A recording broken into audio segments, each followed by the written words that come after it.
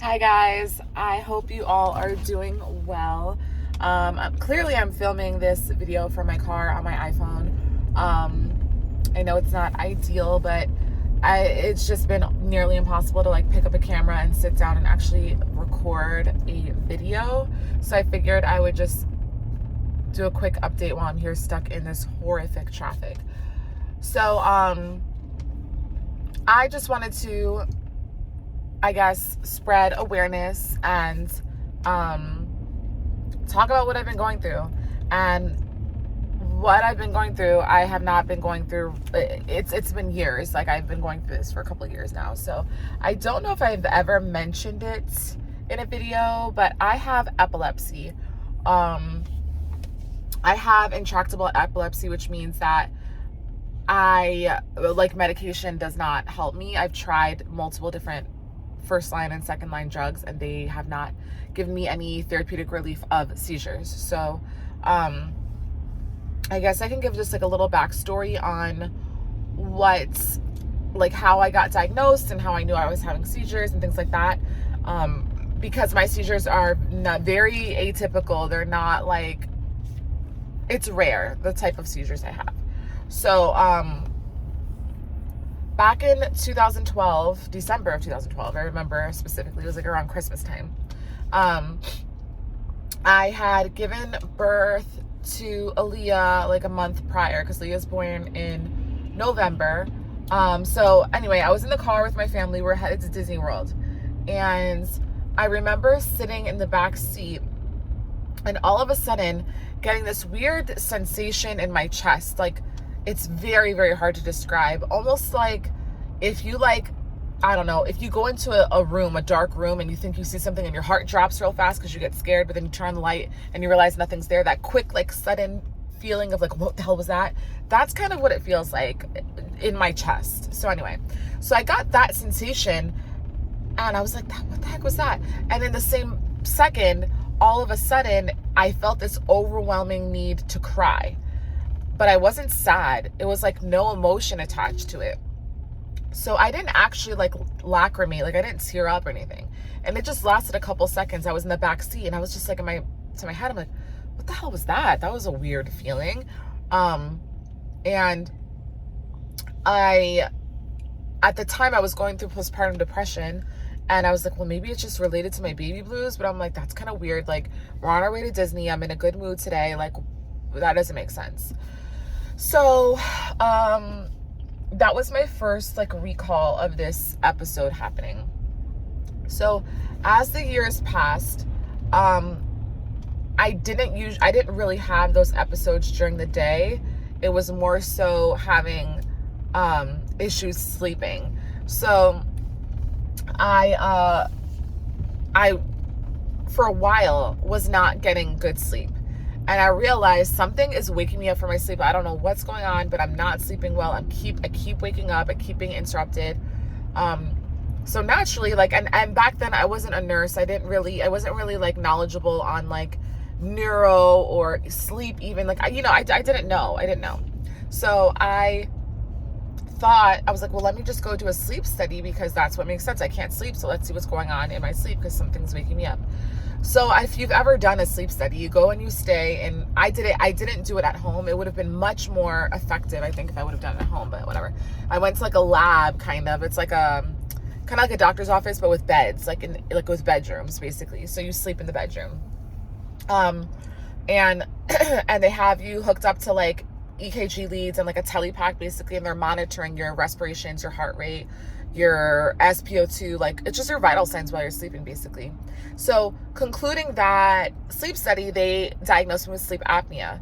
And I'm like, doesn't make sense. I'm not overweight. I don't, why would I have sleep apnea? It's weird. Well, you stopped breathing 60 times throughout the night, so it's sleep apnea. And I'm like, okay, something still didn't feel right about that. I was like, well, is it OSA, obstructive sleep apnea? I don't even snore.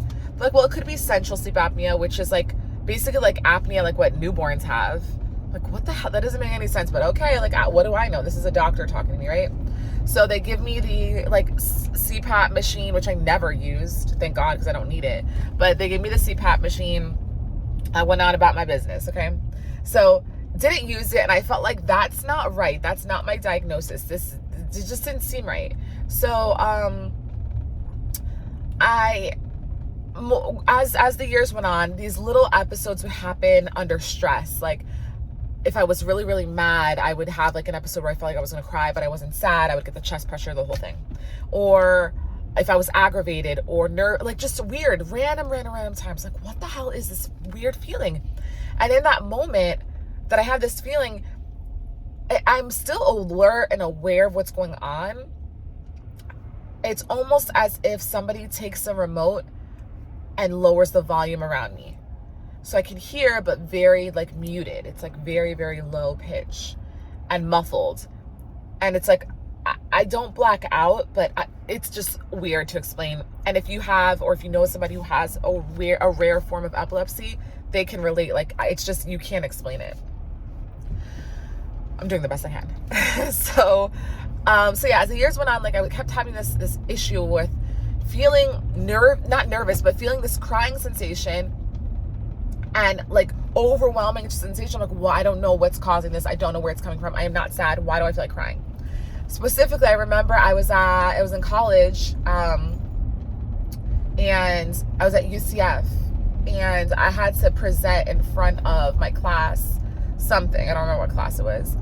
And I was nervous to present, and I had an episode in front of the class. And everyone's like, are you okay? Like, what is... Some people say it looks like I'm in a sneeze. Some people say it looks like I'm in pain because I make I grimace, I cover my face, I make a weird noise. All involuntary. Every single time I have an episode, I cover my face, I make like a crying noise. I can't even not cover my face. It's totally involuntary. It's so odd. So I was like, okay, let me go see a neurologist because something weird is going on.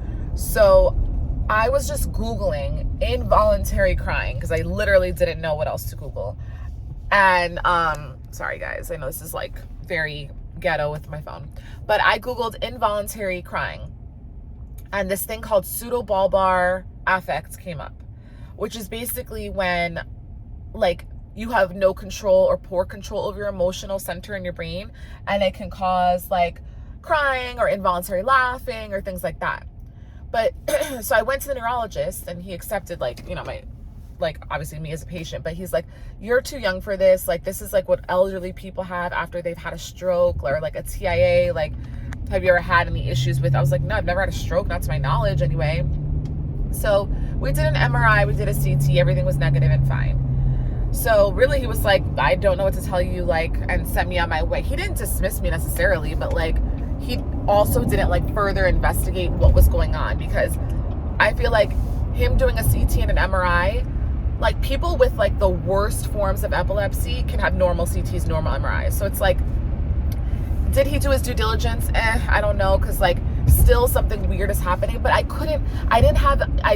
he never witnessed it. Like I didn't have it on video. Like I had no proof or no, it's very hard to envision what I'm even talking about. So I don't really blame him, but whatever. So fast forward to 2020. 2020, like summertime, I was at my best friend's house, and I fell asleep on her couch, and I was taking a nap, and I had multiple episodes of this crying situation, and my friend decided to record me, and I am so incredibly grateful for her recording me, because that has been my saving grace with where I am today and why and how I've made so much progress with this. So I woke up from my nap like I always do, and she goes, Liz, what the hell was that? That was so scary, blah, blah, blah. I'm like, what do you mean? I'm like, that happens to me all the time. She's like, no, look, I recorded it.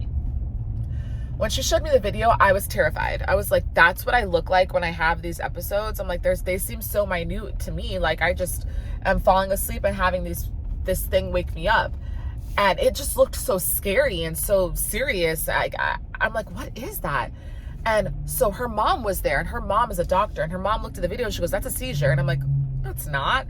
She's like, yeah, that's a seizure. I don't know what kind, but it's definitely seizure activity. And I'm like, those are seizures? Like, what? I was just mind blown that I never put two and two together. I'm like, oh my God. Because at the time, and I was in nursing school. No, was I in nursing school when this happened? No, 2020. No, I graduated nursing school. I graduated nursing school in 2018. What am I saying? So I was already a nurse, but like never connected those dots. It was so bizarre because when you think about epilepsy, you think about like tonic-clonic or like absent seizures, or like you don't learn, you learn about like maybe I don't know, 6, I'll say at most, seizure types in nursing school. There are hundreds of seizures, like reading seizures, sleeping seizures, eating seizures, seizures when people are having sex. Like there's so many types of seizures.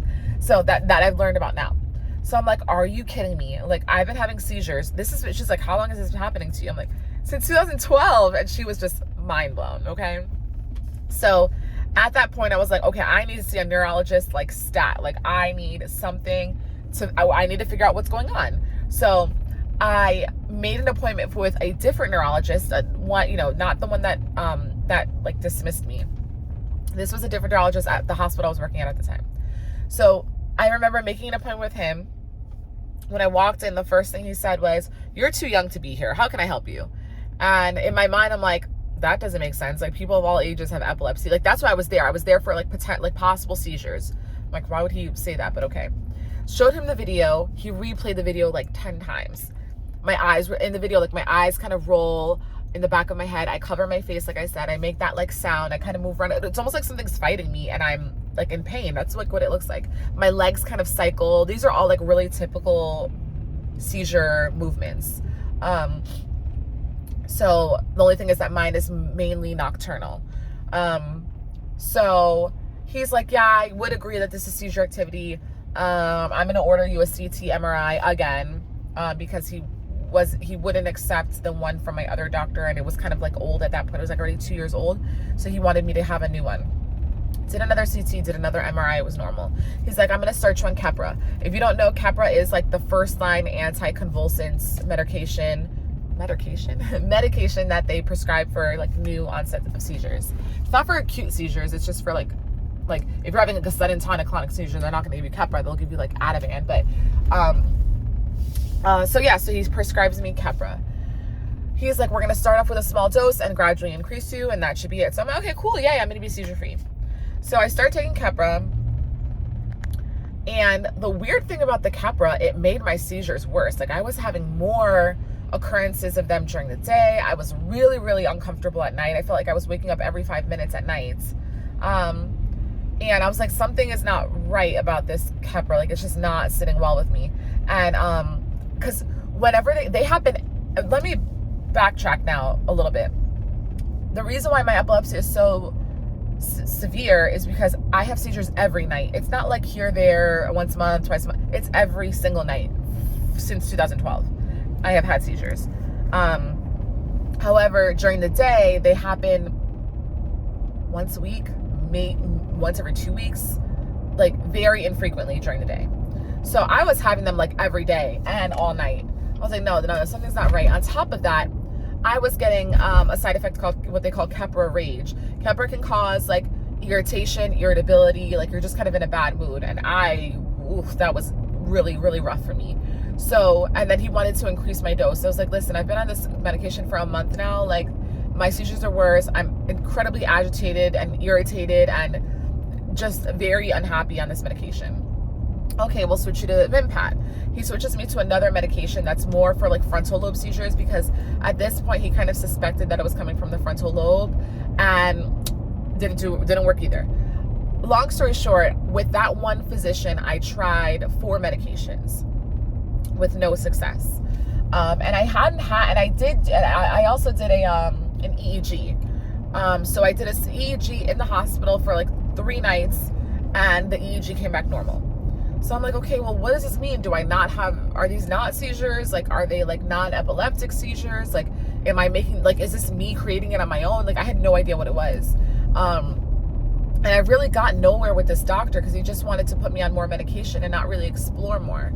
So, at that time, he suggested that I stop working, because he didn't know the depths or like the seriousness of how bad my seizures can be, and had me stay home, and I was on disability for like 3 months. So at that point, I'm like, okay, this doctor deemed me like unworkable. I have to stay home. Now I have to collect disability. Like what? Like with that's it? Like now what? Like he wasn't giving me any other instructions besides like, I don't think you should work. And legally I had to give this paper to my manager. So she's like, okay, well, like obviously like the hospital can't fire you for having a disability. They can find another position for you that's like clerical, like behind a desk or something, but still working as a nurse. I was like, I don't want to do that. Like it was horrible. So at the same time, I was like getting ready to move to Orlando. So because I was living in South Florida. So I like just resigned from the hospital because I hadn't even been working on the floor. It had been like 3 months of me not working. So I resigned from the hospital and moved to Orlando and found a new neurologist up here in Orlando. So I meet this female physician, and she specializes in epilepsy and treating like rare epileptics. So she puts me on like another medication. I think she put me on, what is it called? Oxcarbazepine. And that was like, that was my 5th medication now. So oxcarbazepine, I kid you guys not, I threw up after every single pill that I took, like for 2 weeks. I would take, maybe not every single pill, but I was throwing up every single day from this medication. So after 3.5 weeks, she told me to stop taking it. And I had done another sleep study at the hospital here, and another MRI and another CT angiogram. So this time, with all of this imaging and stuff like that, she said, okay, well, like your MRI is normal, like your CT is normal, but your EEG does show something weird. She's like, we just can't see it. Now, if you don't know what an EEG is, it's just like electrodes are placed on your scalp, and they monitor you during your seizure activity. For me, it was easy because all I had to do was fall asleep. So throughout the night, there's a tech that stayed with me. Excuse me. There's a tech that stayed with me, and every time I had a seizure, she would like record what's going on. And she would say something to me. She'd say like elephant, yellow elephant. And then after my seizure was over, she'd say, do you remember the color and the animal? And I never remember. And I'm like, I didn't hear you say a color or animal. Because remember, like I said, it sounds like everything is like muted, or like the volume is lowered around me. It's very odd. And so she recorded all of those activities, even though my brain waves look normal. And again, EEG is surface level. Like it can only get information from your brain like so deep. It can't go super, super deep into the brain. Lucky for me, my seizures are very, very deep in my brain, which is why all my images look normal. MRI is normal, CT is normal. Like I've done so many different tests now, and most of them are a little abnormal, if not normal. So she progressed me to an epilepsiologist who's like even more highly specialized, because she was really like a neurologist that treats certain epileptics. But this is like, this other physician that I got sent to is like the epilepsy doctor for neurology, okay? Put it that way. So I had already done the MRI, I did the CT, I did what's called an ICTEL-SPECT EEG, I did a MEG scan, I did like 7 different neurology tests, all to conclusively bring together enough information to figure out where my seizures are coming from and what they can do about it. So with all of that, and all of that is non-invasive, after all of that testing, basically, they determined that I need brain surgery, okay? So I have to have, on June 14th, I'll be going in for what's called a stereo EEG. Now we're calling it surgery, but it's a procedure, and what it is, they're going to place electrodes, they're called depth electrodes, into my brain, and they're going to keep me in the hospital for 2 weeks and monitor my brain activity and my seizures to try and find the exact origin. So I'm going to have all these electrodes, so it's like an EEG, except instead of being surface, they're actually like through your skull, through your brain, into different depths of your brain tissue. After they find the exact area of where my seizures are coming from, then they can determine what kind of surgery I'm going to have. So my surgical options are that if they find the exact like little pinpoint area of where my seizures are, then they can just remove that area of the brain, or they can like zap it, like laser it. But if not, then I will have this like device placed in my skull that will stop seizures from happening. So those are my 2 surgical options. But either way, like it's kind of like guaranteed that I'm having surgery. So I have my pre-op appointment on June 6th with my doctor, with the neurosurgeon. And he's going to go over everything I need to know regarding surgery and answer my questions, all of that, and do blood work. And then I have surgery on June 14th. Like I said, I'll be hospitalized for like 2 weeks. He said up to 3 weeks even. And then I'm going to take a couple of weeks off from work. Then I can return to work. And then what they kind of like give your brain time to heal, and like they try to like gather as much information as they can from the procedure, and then they'll determine like how to operate. So that's where I'm at right now as far as like brain surgery, which is like crazy to me. Like I never thought that this would lead to brain surgery. Like it's insane. So like when I moved here to Orlando and I started out, you know, I got this new neurosurgery team. I found out that once you've tried 2 seizure medications, like you're not supposed to proceed. Like you're not supposed to keep trying more seizure meds. At that point, you're considered basically like a surgical candidate. And it was kind of like not right for that doctor to put me on 4 different medications, but nonetheless, it is what it is. I'm super grateful for, I mean, I'm not excited about having surgery, like let's not get it twisted, but I am grateful for like progressing and finding answers and being that much closer to being seizure free. So yeah, June 14th is the big day. So with that being said, you know, this is expensive. Insurance only covers so much. You know, it's not like I'm going in for like, you know, to get my like tonsils removed. Like it's brain surgery. So if you guys are interested, or, you know, just learning more about my story, I do have a fundraiser to help cover some of the medical expenses because they are already through the roof. So if you guys would like to donate to my fundraiser, I would appreciate it so much. And if not, and you just want to click on the link and read more about my story, you can. My mom actually started the fundraiser for me. And it's through a website called Fund the First. It's for first responders and healthcare workers who are going through things medically, like cancer, things like mine, like seizure, people who need surgeries, like things like that. So, yeah, the link will be in the description box below. And I hope, you know, this gave some awareness because, like I said, you know, people, and then not only that, and then when I did more research, so many people like on forums and stuff saying like, yeah, like something like this has happened to me. And, you know, these are like neurological like things going on that like should be evaluated. So, my epilepsy right now doesn't have, almost dropped my phone. My epilepsy right now doesn't have like a name. I still don't have an official diagnosis. It's just my unofficial diagnosis, like as you can say, is called intractable, non-specific partial frontal lobe epilepsy, I think. That means that, like I said, there's like no treatment, like, I mean, no medical medication that can help me. And I have,